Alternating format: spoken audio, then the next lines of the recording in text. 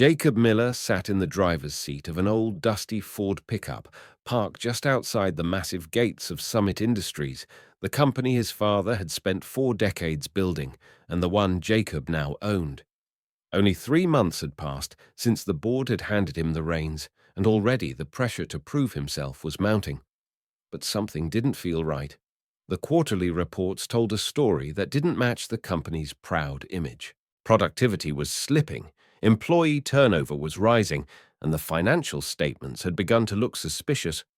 Rather than sit behind an executive desk and wait for filtered updates, Jacob chose a different path, one that would take him deep into the heart of the factory floor in disguise under the alias Jake Morgan.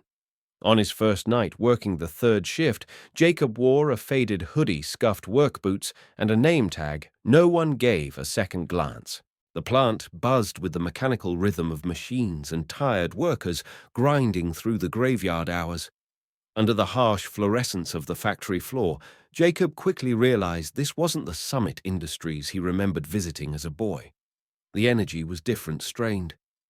During a short break in the cafeteria, he met Lisa, a young quality control inspector with kind eyes and the unmistakable exhaustion of someone stretched too thin. Over lukewarm coffee, she told him how the workload had doubled in the past year while the staff had been quietly cut. "Things started changing after Mr. Miller passed," she murmured. "Now it feels like no one at the top even knows we exist." Those words struck Jacob like a punch to the chest. His father, Thomas Miller, had believed in knowing everyone by name, walking the floor every Friday and shaking hands stained with engine grease. It was how he'd built trust and the company itself. Determined to understand just how far things had slipped, Jacob threw himself into the work, shadowing veteran employees, learning how things operated when management wasn't watching. The job was grueling, the machines relentless, and the pace unforgiving. But what truly stuck with Jacob wasn't the physical toll, it was the silence. Workers no longer talked during their breaks, too afraid of being seen slacking off. There was an invisible weight pressing down on everyone. It was during one of those long nights, somewhere around hour 10 of a 12-hour shift, that Jacob first noticed Walter Green. The elderly janitor moved with a slowness born not of age, but of intention, sweeping, wiping, and arranging every piece of trash as if he were caring for a museum exhibit rather than a greasy factory. His posture remained upright, his motions precise, his eyes alert. Unlike the others, Walter didn't seem to rush through his work to reach the clock-out buzzer. Instead, he performed each task with reverence, as though his mop and broom were instruments of purpose, not burden. Watching him stirred something in Jacob, a memory of his father cleaning their garage with the same quiet care, saying, "How you do small things is how you do everything." Curious, Jacob asked Lisa about the old man. "That's Walter," she said. "Been here longer than anyone else. Used to be on the assembly line, but he switched to janitorial a few years ago. Never complains, never takes sick days, just shows up and does his job." There was a strange respect in her voice, even reverence. Jacob nodded silently, already sensing that Walter might hold the key to understanding what had gone wrong within Summit. As the shift ended and the workers filtered out into the pre-dawn darkness, Jacob watched Walter still mopping a corner of the hallway long after others had gone. He wasn't just cleaning, he was holding on to something. Pride, routine, maybe even hope. Back in the solitude of his borrowed truck, Jacob sat in silence, the early morning chill seeping into his bones. He hadn't expected to feel so deeply, so rattled by what he was witnessing. This undercover mission had begun as a calculated move, but it was becoming something more. Personal, emotional, transformative. Summit Industries was no longer just a business he had inherited. It was a legacy one that was fraying at the edges. And somewhere between the overloaded machines and the quiet swipes of Walter's mop, Jacob knew he was just beginning to see the truth. It was close to midnight when Jacob Miller finished another exhausting shift on the third line. The factory had quieted down with only the hum of distant machines echoing through the steel halls. As he made his way to the parking lot, he noticed a faint movement near the loading dock. It was subtle as shadow slipping between two dumpsters. Curious and cautious, Jacob veered off course, keeping to the shadows. When he finally rounded the corner, what he saw stopped him in his tracks. Walter Green, the elderly janitor, who had shown nothing but quiet pride on the job, was crouched between trash bins, carefully unwrapping half-eaten sandwiches and bruised apples from a plastic bag. The image hit Jacob like a punch to the gut. This man, a cornerstone of the factory, was assembling a makeshift meal from garbage. Jacob stepped forward, gravel crunching beneath his boots. Walter looked up in alarm, shame flashing across his weathered face. "I was just cleaning up. I'll get out of your way," Walter muttered, trying to shove the food back into the trash bag.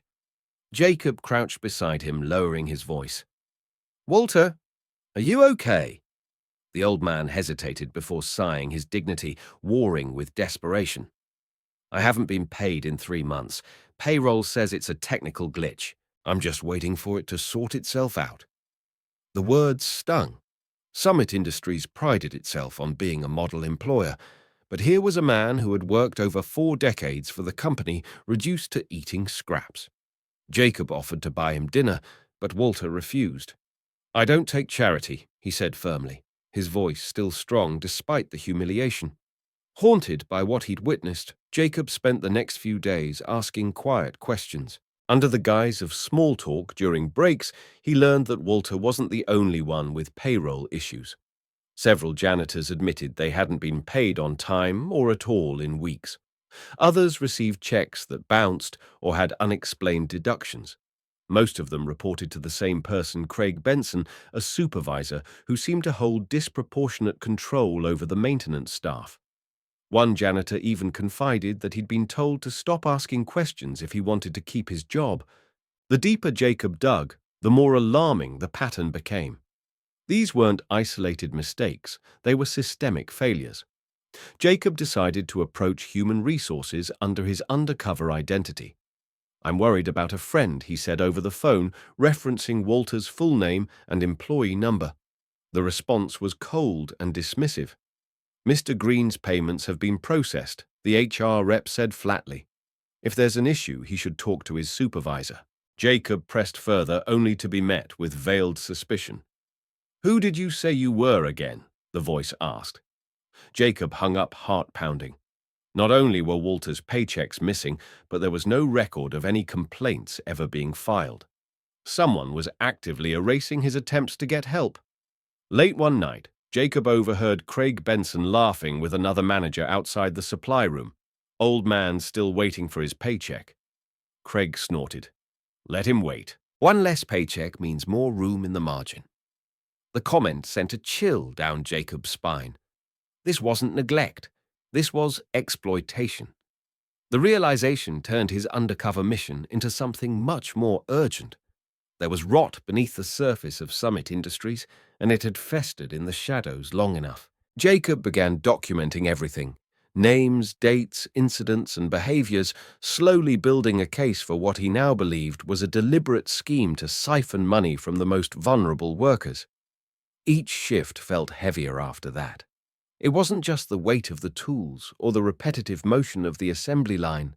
It was the burden of knowledge, the sickening understanding that Summit's reputation as a fair and ethical company was being propped up by silence and fear. Walter still showed up every night, sweeping the same floors, straightening the same chairs, never complaining.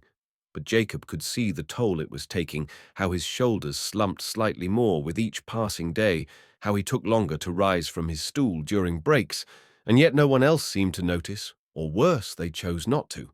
The system was broken, and those in charge weren't just ignoring it, they were hiding it. And now Jacob knew for certain this was only the beginning.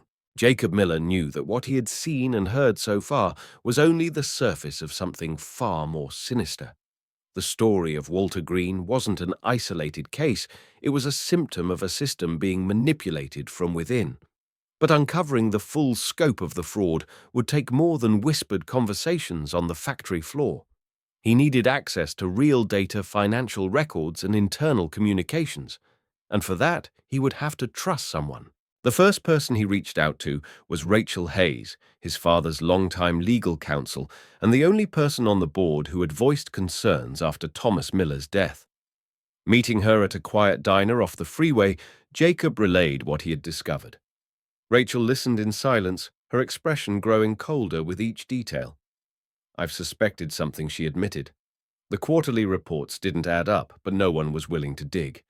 You may be the only one who can." Armed with Rachel's quiet support and legal expertise, Jacob turned next to someone inside the system, Megan, a soft-spoken IT specialist who maintained Summit's internal servers. Megan had kept her head down for years, known more for her headphones and oversized hoodies than for small talk, but Jacob noticed her precision on the job and suspected she had access to areas most employees didn't realize existed. During a smoke break, she didn't take Jacob cautiously approached her. "I need help," he whispered. At first, Megan hesitated, scanning the break room like a cornered animal, but when Jacob explained what had happened to Walter, her face tightened. "I've seen things," she said quietly. "Access logs that don't make sense. User profiles that appear and disappear after midnight. I thought I was just being paranoid." Over the next few nights, Megan worked in the shadows, using her limited admin privileges to pull copies of payroll activity and vendor transactions from Summit's central servers. What she found left Jacob speechless. Dozens of payments were being made to non-existent employees, ghost workers who never clocked in, never appeared on rosters, but somehow received bi-weekly direct deposits. Vendor invoices with vague service descriptions had been approved for tens of thousands of dollars. The payments were routed through shell companies, often to accounts in the Cayman Islands or Singapore. The approval trail led back to Craig Benson, the maintenance supervisor, and Dana Wells, the operations manager, who had transferred in from Summit's Philadelphia branch just months after Jacob's father died. Meanwhile, Jacob began expanding his inquiry on the floor, subtly interviewing forklift drivers, material handlers, and line workers. One man showed him a pay stub with missing overtime hours. Another explained how his healthcare premium had doubled without warning, only to learn his plan hadn't actually changed. "They told me it was an error," a young welder confided. "Said it would be fixed next month. That was 6 months ago." Over and over, the same pattern emerged, small amounts missing from vulnerable employees, just enough to be ignored or rationalized, all tied back to departments Craig and Dana oversaw. It wasn't just unethical, it was organized theft, and it was thriving in the silence. As Megan continued her investigation, she discovered a troubling routine every Friday night at 11:58 p.m. An admin account with elevated privileges would log in, execute payment adjustments, then delete itself from the system before midnight. Whoever set this up knew what they were doing. Megan told Jacob, her voice low. "It's clean. It leaves almost no trace." She handed him a thumb drive. "This is a backup I made from last quarter before their weekly purge. It has everything."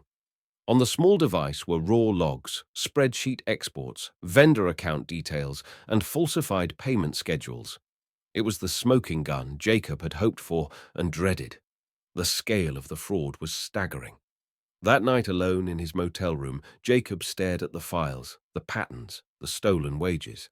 These weren't just numbers, they were missed, rent payments, skipped prescriptions, and nights like Walter's spent scavenging for dinner. He realized with growing horror that Craig and Dana hadn't just gamed the system, they had weaponized it. Their positions of power had allowed them to siphon funds away from the very people the company was supposed to support. But now, thanks to Rachel's legal knowledge and Megan's digital trail, Jacob finally had the evidence he needed. It was time to move from observation to action. The question was no longer if he could stop them. It was how quickly he could act before more lives were damaged. The weight of the evidence Jacob had gathered pressed against his chest like a coiled spring. He now had every piece of the puzzle: the ghost accounts, the fake vendors, the deleted audit trails, and the names of the employees being exploited. But if he wanted justice to stick and not just rattle cages, he needed a plan airtight enough to withstand scrutiny and bold enough to catch the perpetrators in the act. That's when he reached out to David Chen, the only board member who had earned Jacob's full trust. David had worked closely with Jacob's father for over 20 years and had quietly questioned the internal shifts at Summit since Thomas Miller's passing. They met in David's office under the guise of a routine board consultation. There, Jacob laid out every detail, and together they devised a strategy. Step 1, create a fake audit report leaked strategically to trigger panic. Step 2, set a trap at the perfect moment when Craig Benson and Dana Wells were most desperate to cover their tracks. The fake audit was detailed and believable, showing discrepancies in subcontractor payments and a scheduled visit from an external forensic accounting team. Jacob and David made sure it landed directly in Dana's inbox marked Confidential Urgent. The response was swift and exactly as planned. Within 12 hours, Megan reported unusual activity. Craig and Dana had begun initiating emergency financial transfers from vendor accounts, moving large sums offshore in a last-minute scramble. As the system logged their frantic activity, Jacob moved to execute Phase 2. Under the guise of departmental restructuring, Craig summoned the janitorial team to a mandatory contract meeting in Conference Room B. He and Dana presented a new set of employment terms, urging staff to sign updated agreements that included hidden waivers releasing Summit Industries from liability for past payroll errors. The room was thick with confusion and unease. That's when Jacob walked in. Wearing the same jeans and work boots he'd worn on the assembly line, Jacob paused just inside the doorway. He spotted Walter Green standing near the back, clutching the contract with trembling hands. "I wouldn't sign that if I were you," Walter Jacob said, his voice loud and clear. All heads turned. Craig blinked, startled. "This is a private meeting, Rogers. Back to your station." But Jacob didn't flinch. He calmly reached up and removed the baseball cap that had concealed him for weeks. "My name isn't Rogers. It's Jacob Miller. I own this company." A stunned silence swept through the room. Craig's face turned ghost white. Dana froze mid-step, her tablet still in hand. "You can't prove anything," Craig snapped, voice rising. Jacob stepped forward, eyes unwavering. "Actually, I can." At that moment, 2 security guards stepped into the room, flanking Craig and Dana. Seconds later, the door opened again. Rachel Hayes entered, followed by David Chen and 2 uniformed police officers. Rachel held a folder thick with documentation screenshots, payment logs, bank records, and employee testimony.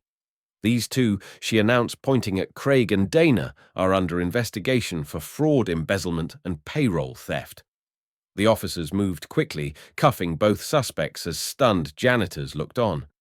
Dana tried to delete files from her tablet, but Jacob gently took it from her hands. Too late. Everything's been backed up. The tension in the room snapped like a wire. Some employees burst into applause. Others simply stared in disbelief. Jacob stepped to the front of the room. "For too long," he began. "The people who built this company, the ones who keep it running day and night, have been ignored, stolen from, and silenced. That ends now." He looked directly at Walter, whose eyes glistened, but whose posture remained proud. "Everyone who had wages stolen will receive full restitution by the end of this week with 10% interest. Effective immediately, the janitorial team will no longer be outsourced. You are now direct full-time employees of Summit Industries with full benefits and protections." The room erupted in cheers. For the first time in weeks, Jacob allowed himself to breathe. The betrayal had been deep, but the accountability was deeper. As Craig and Dana were led away, their expressions crumbling from arrogance to disbelief, Jacob remained behind with the workers. He shook hands, accepted thanks with humility, and listened as people told stories of missed rent, skipped medications, and late-night anxiety. And through it all, he kept an eye on Walter Green, the quiet janitor whose dignity had never wavered. The trap had worked not just to expose the criminals, but to send a message that Summit Industries would return to its roots. Not the glossy version painted in annual reports, but the one built by sweat, honor, and accountability. As the applause faded and people returned to their stations, Jacob felt the shift in the room, subtle but powerful. The fear was gone, and in its place was something far stronger: hope. 3 days after the arrests of Craig Benson and Dana Wells, the air at Summit Industries felt different. Rumors had rippled across the factory floor like wildfire whispers, passing between departments. The owner had been undercover, corrupt managers had been exposed, and real change was coming. But despite the chatter, most workers remained uncertain, unsure if this new chapter would bring real reform or just another polished corporate speech. Jacob Miller understood that. He knew trust once broken would take more than headlines to rebuild. That morning he halted production across all shifts for the first time in company history. Nearly 2,000 employees gathered on the factory floor, every machine silenced, every hand idle, waiting to hear the truth. Jacob stepped up onto a raised platform at noon, sharp, wearing a simple navy suit, not expensive or flashy, but clean, professional, and respectful. The microphone crackled softly as he began. "For those who don't know me," he said, voice steady but earnest, "my name is Jacob Miller. My father, Thomas Miller, founded this company 45 years ago with a promise that no one, no matter their title, would be invisible." He paused, scanning the crowd. "3 weeks ago I joined your ranks not as an owner, but as a new hire on the third shift. I saw what you saw. I felt what you felt. And what I discovered broke my heart." The room fell silent. Some employees stared, stunned, realizing the man they'd worked beside was Summit's CEO. Others nodded slowly, beginning to understand. Jacob continued laying bare the full extent of the deception. He detailed the ghost accounts, the fake vendors, and the offshore transfers. He named the departments affected, the stolen wages, the manipulated benefits, and the missing overtime pay. Behind him, a screen displayed charts, names, and restitution amounts, all transparent, all public. "I owe each of you an apology," Jacob said, his voice tightening. "When my father passed, I trusted others to protect the house he built. I was wrong, and many of you paid the price for that mistake." A wave of emotion rolled through the room. Some workers exchanged glances. A few wiped away tears. The vulnerability in Jacob's admission cut deeper than any formal address ever could. But then his tone shifted from remorse to resolve. "That ends today," he said. "Effective immediately, Summit Industries is implementing a company-wide profit-sharing program. If this company thrives, so do you. Our maintenance department will no longer be outsourced. Every cleaner, janitor, and repair tech is now a full employee with benefits and protections. And we are establishing a permanent employee oversight committee with elected representatives from every department to hold leadership accountable not just today, but every day moving forward." A roar of applause erupted, building like thunder against the concrete walls. For the first time in years, the workers of Summit didn't just feel heard, they felt seen. As the cheers began to settle, Jacob took a breath and turned slightly, his eyes searching the crowd. "There's one more thing," he said, voice softening. "There's a man among us who reminded me every night what real integrity looks like. He never raised his voice. He never asked for recognition. But when I saw him reduced to eating out of a trash bag because we failed him, I knew change wasn't optional. It was necessary." He extended a hand toward the front. "Walter Green, would you join me up here?" For a long moment, Walter didn't move, but slowly, as the crowd parted and hands reached out to pat his back, the elderly janitor made his way forward, eyes wide, posture straight. When he reached the stage, Jacob pulled him into a quiet, reverent embrace. Facing the crowd once more, Jacob declared, "Walter Green is hereby named Summit's first employee advocacy officer. He will have full access to leadership. Every worker's voice will now have a direct line to the top, not filtered, not ignored. Walter has served this company for 43 years with loyalty, humility, and strength. And today we honor that service not just with a title, but with trust." The applause that followed was thunderous. Workers rose to their feet, some clapping, others cheering through tears. And in that moment, under factory lights and steel rafters, Jacob didn't just restore a company. He resurrected a legacy, not of profit or position, but of purpose. One man's quiet dignity had become the foundation of something new, and Summit Industries would never be the same again. If this story moved you, don't forget to subscribe to Deep Inside HQ, where we reveal the hidden truths behind everyday heroes and corporate injustice. Every week we bring you powerful emotional stories of transformation, integrity, and redemption. If you believe in fairness, dignity, and the power of one person to make a difference, hit that like button, share this story with someone who needs hope today, and leave us a comment about the moment that touched you most. Your support helps us keep shining light where others hide in the shadows.